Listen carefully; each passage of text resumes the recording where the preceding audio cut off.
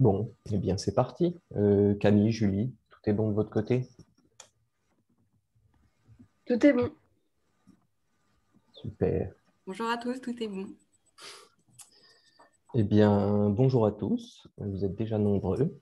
Et bienvenue donc dans ce deuxième webinaire du cycle Téléconférence. Donc pour ceux qui n'auraient pas pu assister au premier webinaire, j'aimerais juste rapidement revenir vers vous sur ce projet donc, qui est développé par l'association Tela Botanica et financé par l'Office français de la biodiversité et la Fondation Nature et Découverte. Donc, au fil des 6 webinaires, la conférence a pour but de vous faire découvrir les interactions qui existent entre les plantes et son environnement au travers de nombreux exemples. Finalement, nous allons aborder ensemble des concepts d'écologie végétale de manière ludique et interactive. Donc, 6 intervenants et intervenantes se sont mobilisés pour vous en parler. On vous partagera dans le chat de ce webinaire le programme complet des 4 prochains rendez-vous. Et pour ceux qui aimeraient découvrir ou même revoir le précédent webinaire sur le lien entre les plantes et les microbes du sol, vous pouvez dès à présent le retrouver sur la chaîne YouTube et la chaîne Vimeo de Tela Botanica. Donc, parlons maintenant du déroulement de ce webinaire qui nous réunit aujourd'hui. Donc, Julie, je t'en prie. Bonjour à toutes et à tous. Alors, je vais donc faire un petit point sur le déroulé de ce webinaire qui sera découpé en plusieurs temps. Donc, on va commencer avec 30 minutes avec l'intervention de Bertrand Schatz. Et puis, ces 30 minutes seront suivies de 15 minutes de questions. À la fin du webinaire, nous vous présenterons un programme de sciences participatives qui vous invitera à prendre part à un projet collaboratif pour découvrir la botanique et participer à la préservation et à la connaissance de celle-ci. Pour poser les questions, il vous suffit d'ouvrir le chat en cliquant sur la bulle de dialogue en bas de votre écran. N'oubliez pas, surtout pas, d'envoyer votre message en sélectionnant bien to all panelists and attendees. Comme cela, tout le monde pourra voir votre question. Dans un souci de fluidité de connexion, vous n'avez pas la possibilité d'activer ni votre micro, ni votre caméra, donc tout est normal. Et n'hésitez pas à poser vos questions, nous vous répondrons à la fin. Pour ceux qui n'auraient pas pu nous rejoindre ou qui souhaiteraient partager ou revisionner ce webinaire, il est enregistré et sera accessible sur la chaîne YouTube et la chaîne Vimeo de Tela Botanica. Je vous souhaite un bon webinaire à tous. À toi, Colin. Merci Julie pour ces explications. Donc, maintenant que tout est clair, on va rentrer dans le cœur du sujet de ce webinaire. Donc, nous allons aujourd'hui découvrir le monde des insectes et plus précisément les procédés de communication entre les plantes et les insectes dans le cadre des interactions de pollinisation. Nous recevons aujourd'hui Bertrand Schatz, qui est directeur de recherche au CNRS spécialisé dans l'écologie de pollinisation et notamment responsable du groupement de recherche Pollineco, donc Pollineco qui signifie pollinisation, réseau d'interaction et fonctionnalité des écosystèmes. Bien, merci beaucoup Bertrand pour votre présence aujourd'hui et je vous laisse la parole pour nous présenter tout ça. Merci, bonjour à tous, merci d'être là.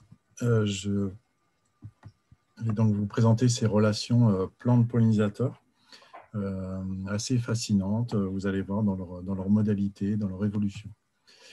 Au départ, on a des plantes et des insectes qui vont communiquer avec des plantes donc, qui font leur photosynthèse et des insectes occupés à leur cycle biologique. Aujourd'hui, on va parler de pollinisation, mais les plantes et les insectes peuvent aussi interagir dans d'autres contextes sur la dispersion de graines, sur la protection de plantes par des insectes ou sur des interactions d'herbivorie et de carnivorie avec des plantes carnivores qui vont manger des insectes. Donc ici, des figures un petit peu compliquées avec en haut l'histoire évolutive en haut des plantes et puis en dessous des insectes, avec donc sur une échelle de temps. Là, on voit l'évolution des plantes avec les différents groupes de plantes qui, de 400 millions d'années jusqu'à nos jours, évoluent dans leur importance, avec à 120 millions d'années environ l'apparition des angiospermes, donc des plantes à fleurs, plantes qui vont finalement dominer la diversité des plantes actuellement.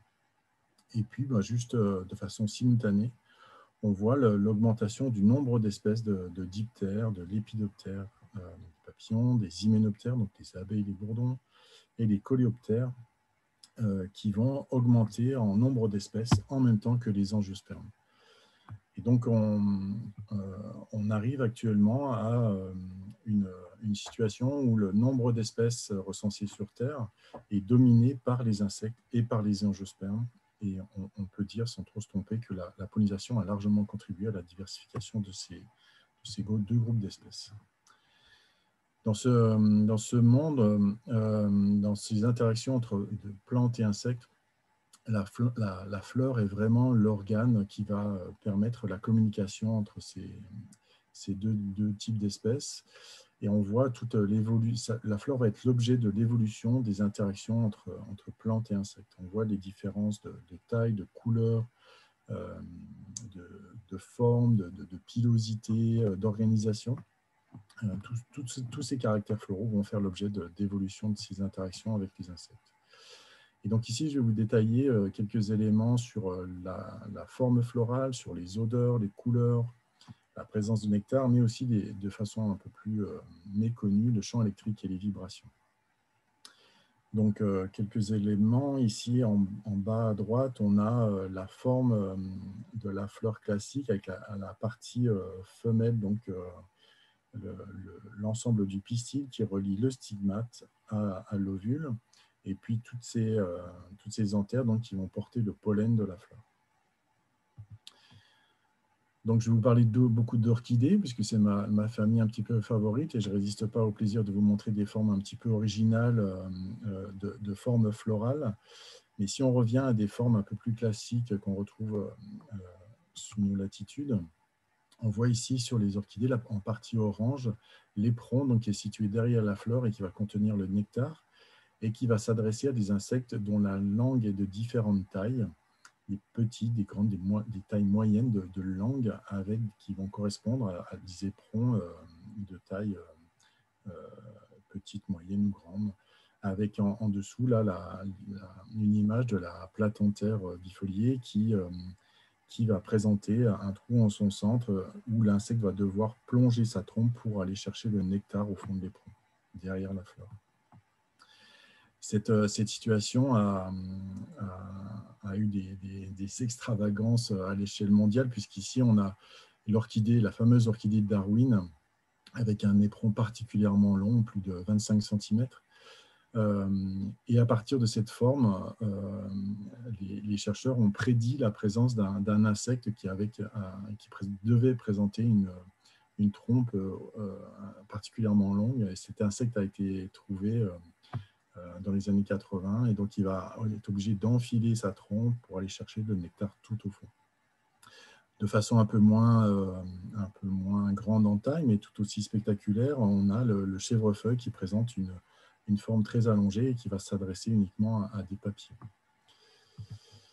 Une autre forme de fleur, une autre orchidée, le sabot de Vénus, qui va présenter une poche où les insectes vont être attirés, vont tomber dans cette poche et vont pouvoir ici ressortir à droite ou à gauche de la fleur. La fleur, au passage, va coller son pollen sur le dos de l'insecte. Comment l'insecte va pouvoir ressortir? L'insecte va tomber dans cette poche qui est coupée ici en deux, pour qu'on puisse voir sur le côté des fenêtres où la lumière va pouvoir passer. Donc l'insecte va se diriger vers cette lumière, et il va s'y diriger d'autant mieux qu'il y a une rangée de poils centrales qui va permettre à l'insecte de remonter et de sortir par ce petit trou ici. Des fleurs en poche ont été aussi utilisées, mais à des fins plus intéressées pour la plante, puisque ce sont des plantes carnivores ici qui vont stocker un liquide digestif dans ces poches, et là où il n'y aura pas de rangée de poils pour remonter et s'échapper de la fleur, mais où il y aura des parois plutôt glissantes qui vont permettre à la plante de maintenir ses insectes et de les digérer. D'autres formes florales sont la fleur de sauge, par exemple, qui va avoir 4 étamines, dont 2 qui vont être transformées en sorte de pédales. L'insecte va appuyer dessus sur sa tête pour aller plonger, puiser du nectar, et en plongeant, il va appuyer sur les pédales et se coller le pollen sur son dos.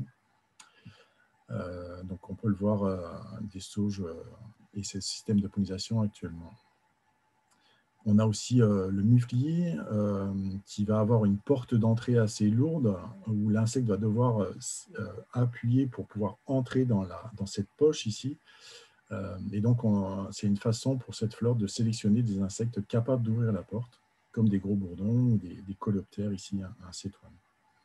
On retrouve ce principe de porte lourde à ouvrir chez une plante plus modeste, la petite linaire commune.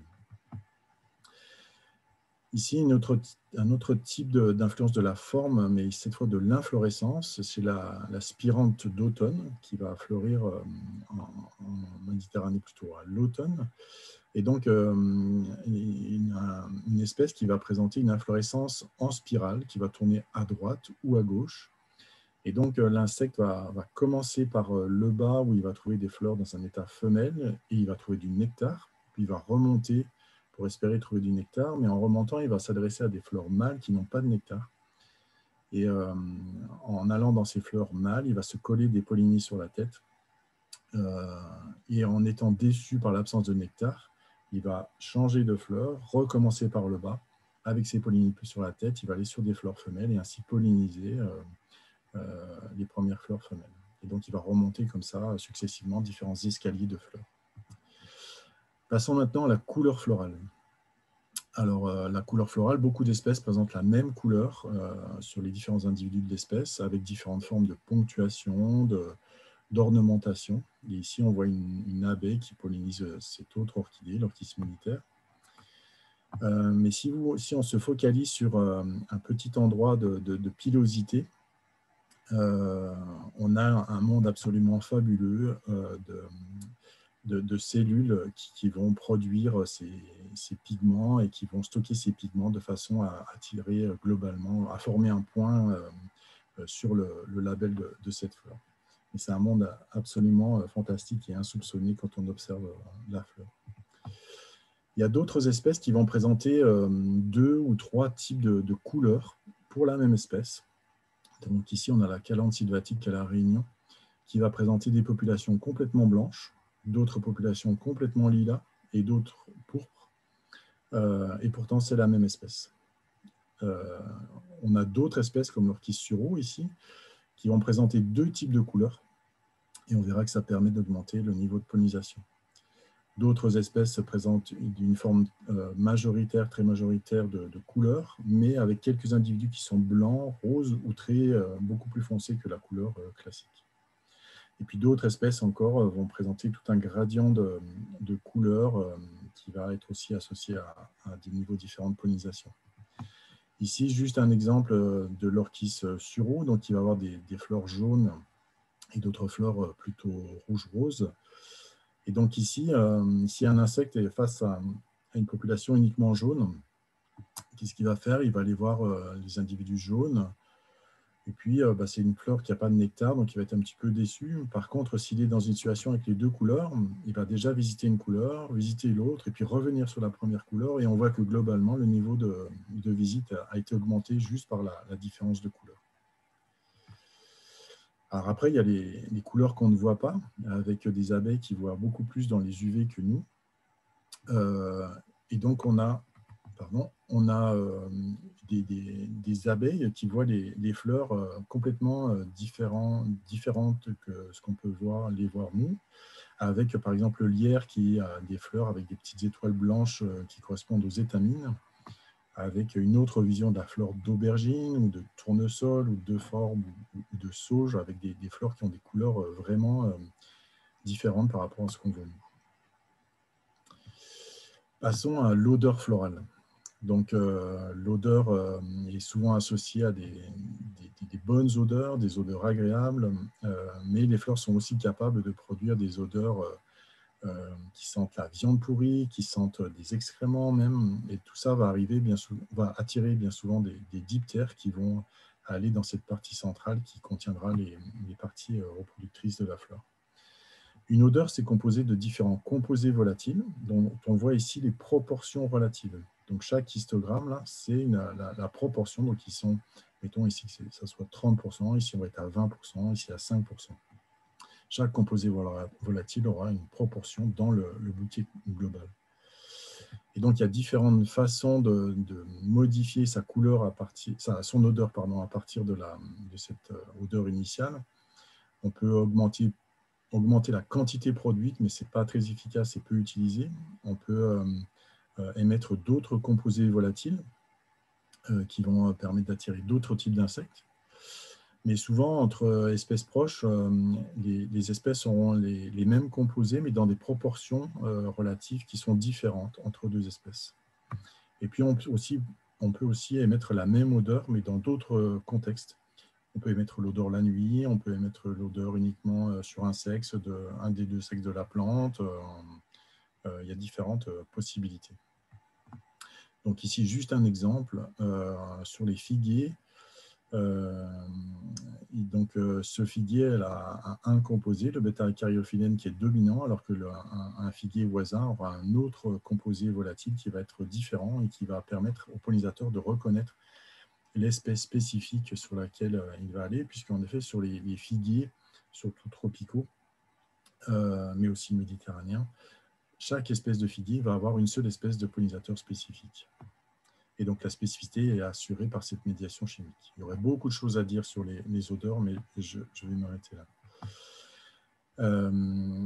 Alors, sur la présence de nectar, on voit bien comment ça se passe. Donc, c'est une interaction mutualiste, et donc l'insecte va venir pour se nourrir, et au passage, la plante va être pollinisée. Mais il y a plusieurs plantes tricheuses qui vont ne pas présenter de nectar et utiliser d'autres stratagèmes. Par exemple, cette orchis pyramidale va pousser à proximité de fleurs de sainfoin, par exemple, où on voit bien qu'il y a une similitude de forme, de couleur, et donc l'insecte va visiter ces formes de sainfoin, va se nourrir, et puis de temps en temps, il va se tromper et aller sur ces orchis pyramidales et polliniser ces orchidées.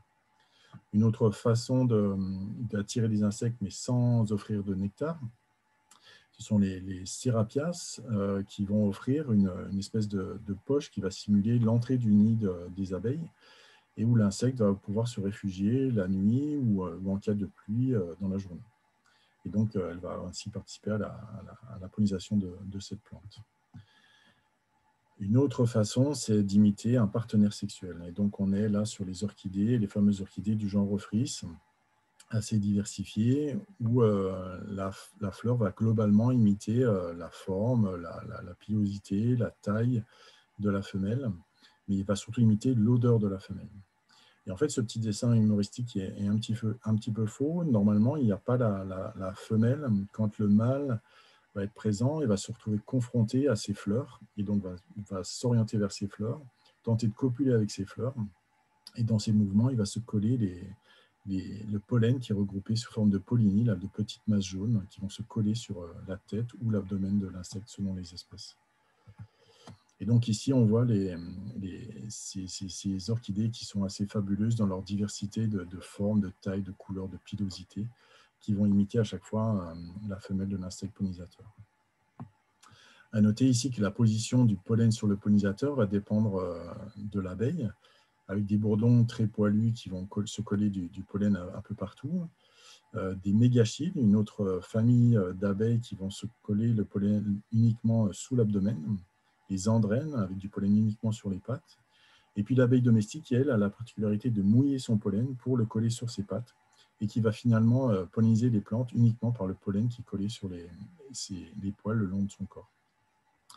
Mais on a vu aussi que le pollen dépend aussi de la plante, avec des sauges qui vont coller le pollen sur le dos de l'insecte, ou des orchidées qui vont le coller à différents endroits du corps des insectes.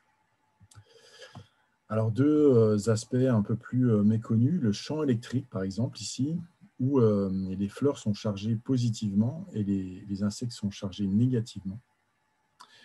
Et donc, quand un insecte va arriver sur une plante, ce qu'on voit en bas à gauche, la charge électrique de la plante va s'inverser, et quand l'insecte va quitter la plante, va revenir progressivement à son état initial. Et cet article montre que ces bourdons sont capables de reconnaître les plantes qui sont chargées positivement, et donc qui sont en quelque sorte réceptives pour la pollinisation. Quelque chose d'aussi méconnu et qui a été découvert récemment en 2019, c'est la détection de vibrations par les fleurs. Si une chauve-souris vole à côté de ces pétunias, il n'y a pas de réponse, pas de changement de production de nectar. Si on fait voler un bourdon, qui est le pollinisateur des pétunias ici, mais qu'on ensache la fleur de pétunia, il n'y a pas de réponse de la fleur. Par contre, en conditions un peu plus classiques où le bourdon va voler à côté de la fleur de pétunia, cette fleur va être capable de produire un petit peu plus de nectar quand elle va détecter les vibrations liées au vol du bourdon. Donc, pour finir cette première partie, la pollinisation est basée sur une grande diversité de modes de communication entre les plantes et les insectes. La pollinisation va être à l'origine de l'émergence de nombreuses espèces de plantes et d'insectes. Et donc, la pollinisation correspond à un énorme réseau d'interactions qui va changer tout le temps, au cours de l'année, au cours de la journée, en fonction de l'habitat où on se trouve, dans les différentes régions du monde. Et donc, on a différents types d'interactions. Et donc, dans la deuxième partie, je vais vous montrer comment ce réseau d'interactions entre plantes et insectes va être influencé par l'homme. Alors, pour ça, on a déjà besoin de se représenter ces réseaux d'interactions entre plantes et insectes, de façon à visualiser ce qui peut se passer dans une prairie. Et ici, donc, à gauche, les plantes, à droite, les insectes. On voit bien que les andrénas vont surtout aller sur les crépisses, que les lasioglossums vont surtout aller sur les picrices. Et voilà, on va pouvoir avoir différents types d'interactions, avec des interactions assez généralisées, comme les andrènes, mais un peu plus spécialisées, comme par exemple ce stélis qui va aller sur cette scabieuse, ou cet Hyaleus qui va aller sur cette marguerite, là, ce leucanthème. Et donc, on a différents... on voit aussi, on peut mesurer le réseau d'interaction sans abeilles ou pratiquement sans abeilles domestiques, et puis voir l'influence de l'abeille domestique qui va finalement modifier le réseau d'interaction qui existait avant entre les abeilles et les plantes d'insecteurs. Alors, quelques exemples de réseaux d'interaction. Alors ici, il y a un réseau dominé plutôt par des diptères, donc plutôt par des cirques, par des mouches. Donc ici, on est dans une prairie anglaise. Une autre situation avec une prairie en Mercantour, où on a aussi beaucoup de cirques, ici des ampidés, d'autres diptères. Donc on est en altitude, donc les diptères vont plutôt dominer. Et puis une autre situation dans les calanques où voilà, différents observateurs ont permis sur 10 ans de reconstruire le réseau d'interaction avec des interactions assez diversifiées entre plantes et insectes. Et donc on a des situations où on a des abeilles spécialistes qui ne vont aller que sur une certaine plante. Ici on a la petite Andrena florea qui ne va aller que sur la bryone, ou cette autre Andrena qui va aller surtout sur les saules, ou celle-ci qui va aller surtout sur le lierre, ou encore ce Macropis qui va aller sur la grande Lysimaque, une fleur qui va produire de l'huile que cette abeille va utiliser pour construire son nid. À l'inverse, on a aussi des abeilles généralistes comme ce bourdon terrestre qui lui a la particularité d'aller sur beaucoup de fleurs. Et donc ça va influencer les réseaux, ces niveaux de spécialisation des abeilles vers les plantes, mais on a aussi des spécialisations de plantes pour différents types pour un certain type de pollinisateurs. Donc finalement, si on veut s'intéresser à la conservation de ces interactions entre plantes et pollinisateurs, de quoi ont besoin les pollinisateurs? Simplement de gîtes et de couverts, c'est-à-dire de sites de nidification, donc du matériel de construction et des zones de déplacement entre ces différentes leurs nids et les ressources alimentaires, et puis des ressources florales, donc surtout du nectar et du pollen. Des ressources qui vont devoir être diversifiées pour accueillir toutes les spécialisations et étalées en saison, et puis un petit peu d'eau. Donc au passage, les abeilles sont plutôt des végétariennes. Alors pourquoi conserver ces interactions? Pour une raison très anthropocentrée, vous connaissez ces images où sans abeilles, finalement, on a beaucoup moins de choix dans les fruits, dans toutes les légumineuses, les graines. On a des petits déjeuners qui sont moins riches, avec des étalages qui sont moins riches. Mais on a aussi besoin de conserver les interactions entre plantes et les pollinisateurs pour assurer la reproduction des plantes. et pouvoir observer ces fabuleuses prairies de montagnes très, très fleuries, mais aussi dans la construction des différents types de paysages. Alors malheureusement, vous en avez certainement entendu parler, la publication des Allemands en 2017 qui, dans les parcs protégés, les aires protégées allemandes, ont observé un déclin généralisé des insectes. Alors même si cette étude est un petit peu contestée, on ne peut pas nier qu'il y a beaucoup moins d'insectes par rapport, ne serait-ce qu'aux années 80 ou même 90. Ce qu'on sait également, c'est que ici, c'est une étude basée sur 20 millions de données naturalistes sur des insectes, donc qui montre que les pollinisateurs sortent en moyenne 6 jours plus tôt par rapport à 1960 et sortent un petit peu moins longtemps, 2 jours de moins. Mais il y a beaucoup de variations entre les espèces. Ici, on voit pour chaque ligne, ici, c'est une espèce, et on voit beaucoup de variations avec des espèces qui sont en avance ou en retard. Donc, à examiner au cas par cas. Voilà, pardon. Juste un exemple d'impact des changements climatiques. Donc, je vous ai parlé de cette attraction des pollinisateurs sur les orchidées du genre Ophrys. Tout marche bien quand l'insecte mâle est présent avec uniquement la plante. Et donc ici, en rouge, on a les femelles qui sortent plus tard, donc plus tard en mai.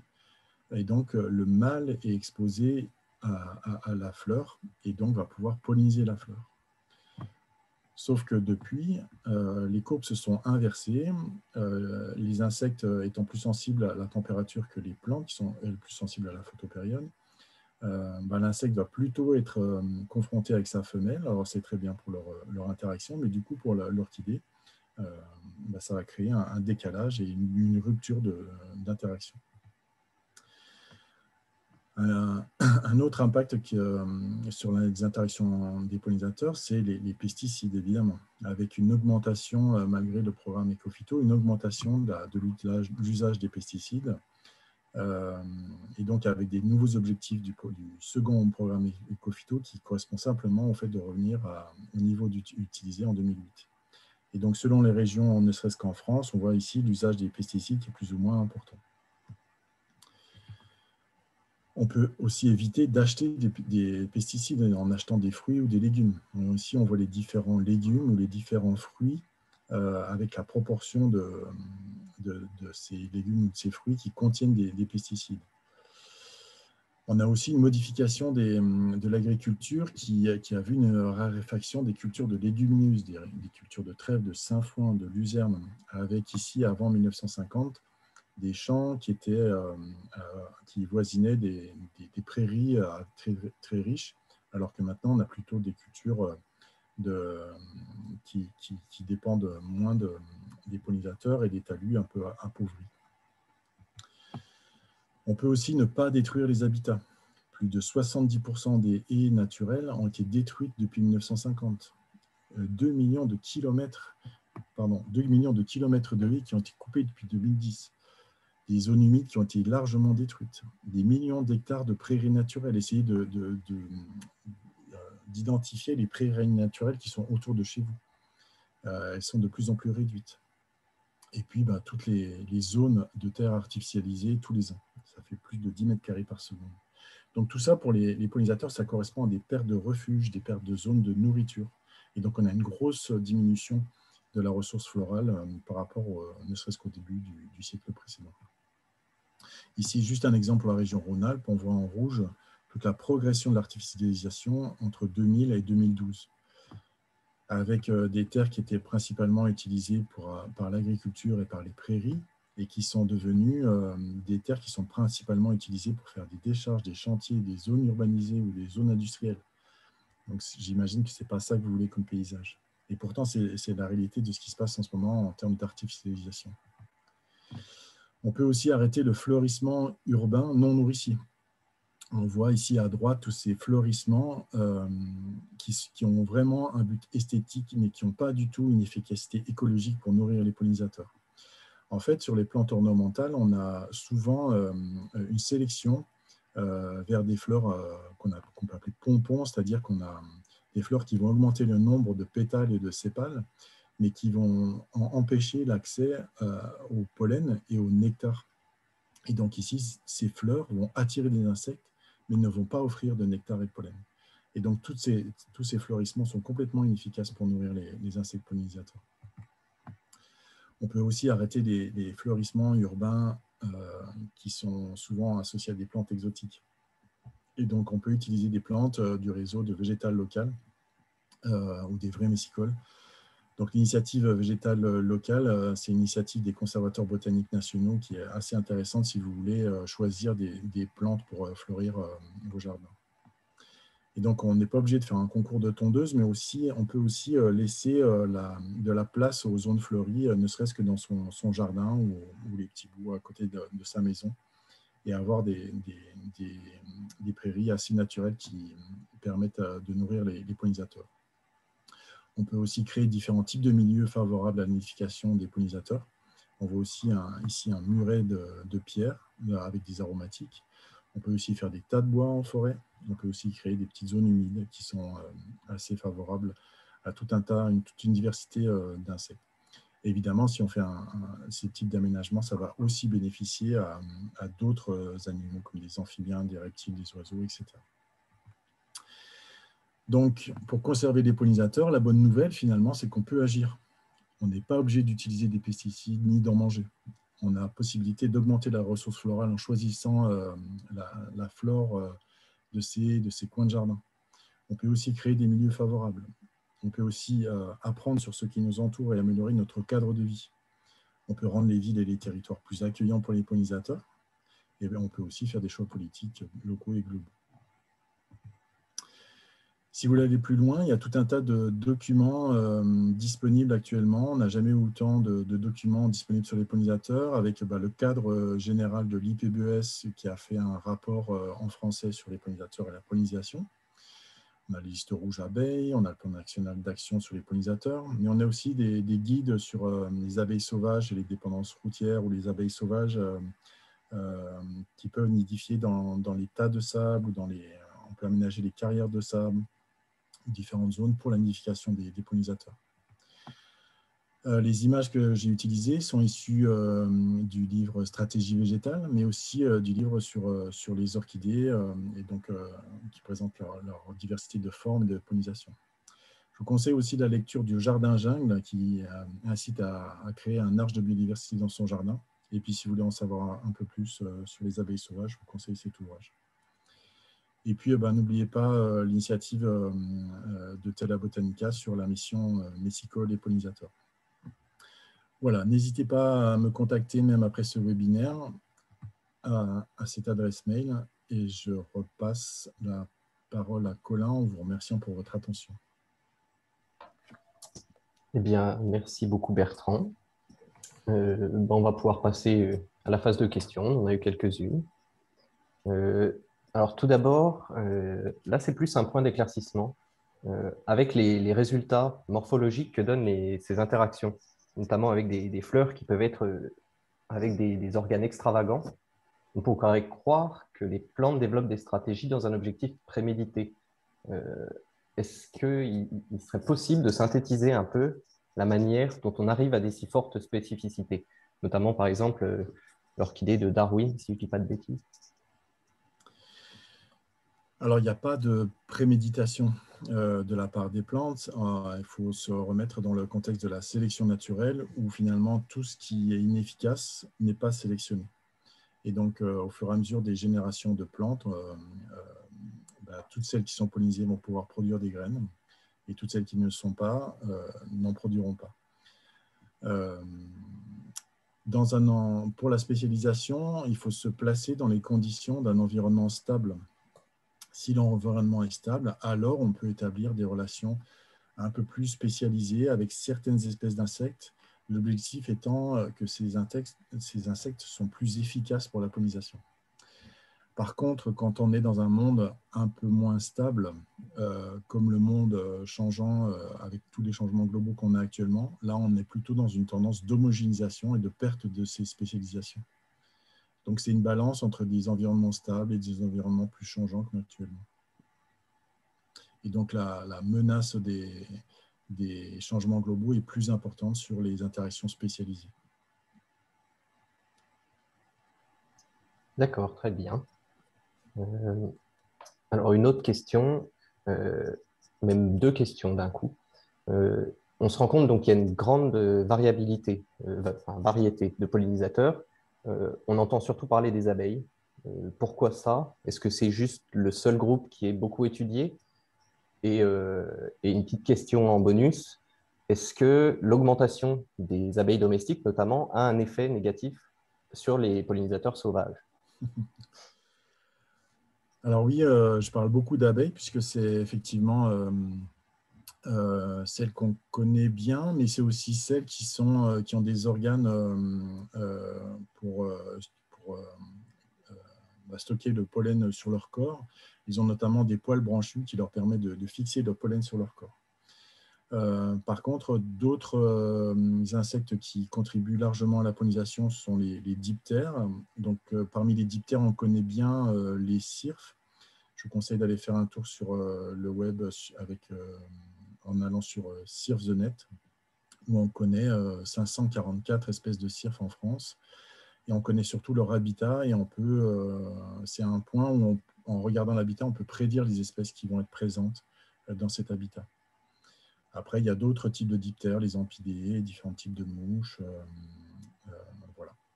Pour la question de la compétition avec les abeilles domestiques, c'est une question assez brûlante dans nos interactions avec les apiculteurs.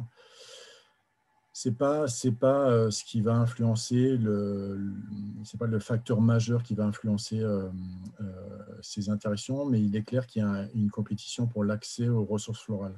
Et dans un contexte où on a de moins en moins de ressources florales, cette compétition est de plus en plus forte. Et donc, il faut trouver un équilibre entre la conservation des pollinisateurs sauvages et puis l'apiculture qui va aussi utiliser ces ressources florales.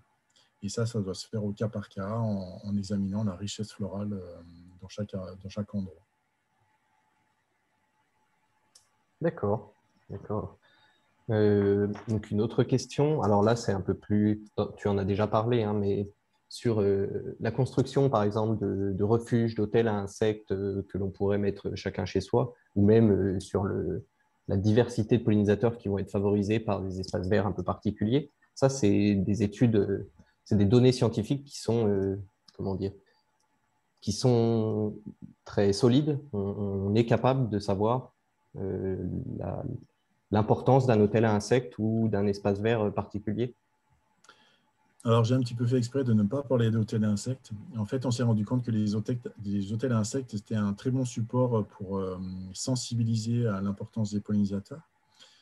Par contre, ces hôtels à insectes, finalement, n'accueillent qu'une faible diversité d'insectes, notamment d'abeilles sauvages. Dans les hôtels à insectes, au final, on peut accueillir 10, 15 espèces maximum. C'est assez rare qu'on ait jusqu'à 20 espèces. Et bien souvent, on a seulement quelques espèces. On s'aperçoit aussi que dans l'idéal, il faudrait nettoyer et remplacer toutes les petites branches qu'on y met, puisque c'est aussi des endroits où les pathogènes vont se développer, puisqu'il y a beaucoup d'abeilles. Et on s'est aperçu aussi que finalement, les gens qui regardaient les hôtels à insectes créaient des zones de piétinement au pied des hôtels à insectes. Et finalement, c'était dans le sol, au pied des hôtels à insectes, qu'on pouvait avoir finalement plus d'abeilles qui nichent dans le sol. En fait, parmi les abeilles sauvages, on a une grande majorité, plus des 2/3 d'espèces d'abeilles sauvages qui font leur nid dans le sol. Et donc, leur proposer des branches creuses ne les intéresse finalement assez peu d'espèces. Et c'est pour cette raison que j'insistais sur d'autres solutions, sur ces murs en pierre sèche, ces talus exposés au sud qui favorisent la nidification dans le sol aussi, ces zones humides, ces zones de bois mort. Tout ça pour favoriser aussi une diversité de sites de nidification, non seulement pour les abeilles, mais aussi pour les cirfes, les papillons, les coléoptères. D'accord, très bien. Eh bien, on est dans les temps. Je te propose qu'on s'arrête là. Merci à tous pour votre participation. Donc, comme promis, pour finir en beauté chaque webinaire, on va vous proposer une petite action concrète pour découvrir la botanique et aussi contribuer à la connaissance de la flore et à sa préservation. Donc, aujourd'hui, on va vous faire découvrir la mission Messicole pollinisateur. Donc, pollinisateur, j'ai plus besoin de l'expliquer maintenant. Pour l'aspect messicole, alors premièrement, on vous donne rendez-vous le 17 juin lors du webinaire à ce sujet, mais je vais quand même expliquer rapidement. Donc une messicole, c'est une plante dont la particularité est de vivre de façon stricte ou préférentielle dans les cultures qu'elle accompagne. Ce sont des plantes, pour la plupart, qui sont en voie de disparition, notamment dues à l'intensification de l'agriculture. Donc, vous l'aurez compris, la mission vous invite donc à observer les pollinisateurs qui vont se poser sur les messicoles. C'est une très bonne invitation à se balader dans les champs avec un appareil photo à la main. Donc, pour participer à cette mission, c'est assez simple. Il faut donc repérer une zone agricole, donc un champ de céréales, mais aussi un verger, des vignes, etc., dans laquelle des messicoles sont susceptibles de pousser. Et ensuite, il faudra trouver dans cette zone une des 30 espèces messicoles concernées par la mission. Et une fois que c'est fait, vous aurez un petit protocole à suivre pour prendre en photo les pollinisateurs qui se posent sur la messicole choisie. Et il vous restera ensuite juste à nous envoyer les observations. Donc, les données serviront donc à faire progresser deux projets de sciences participatives. Donc, l'Observatoire des messicoles animé par Tela Botanica et le SPIPOL animé par l'OPI. Donc, on vous met toutes les informations dans le chat pour que vous puissiez découvrir cette mission. Et n'hésitez pas à nous contacter au mail que nous allons mettre également dans le chat. Et enfin, une deuxième mission, si jamais vous préférez les papillons ou le bleu des plantes, nous avons également une mission gentiane et azurée qui pourrait vous plaire. Camille ou Julie, je vous laisse partager dans le chat plus d'infos au sujet de cette mission. Les gens pourront aller la découvrir. Donc voilà, c'est tout pour aujourd'hui. Merci à tous pour votre attention. Merci encore Bertrand pour cette passionnante intervention. Merci à vous. Et merci Julie et Camille pour le soutien technique. Et je vous donne donc rendez-vous mercredi prochain, le 26 mai à 17 h, où nous allons découvrir la flore spontanée urbaine et la manière dont ces herbes folles colonisent nos villes avec Nathalie Machon. Donc voilà, comme aujourd'hui, toujours pas besoin d'inscription, il suffira de vous connecter sur le lien du webinaire présent sur le programme Téléconférence. Très bonne soirée et merci encore Bertrand d'avoir participé. Merci à tous. À bientôt. Merci. Au revoir. Au revoir.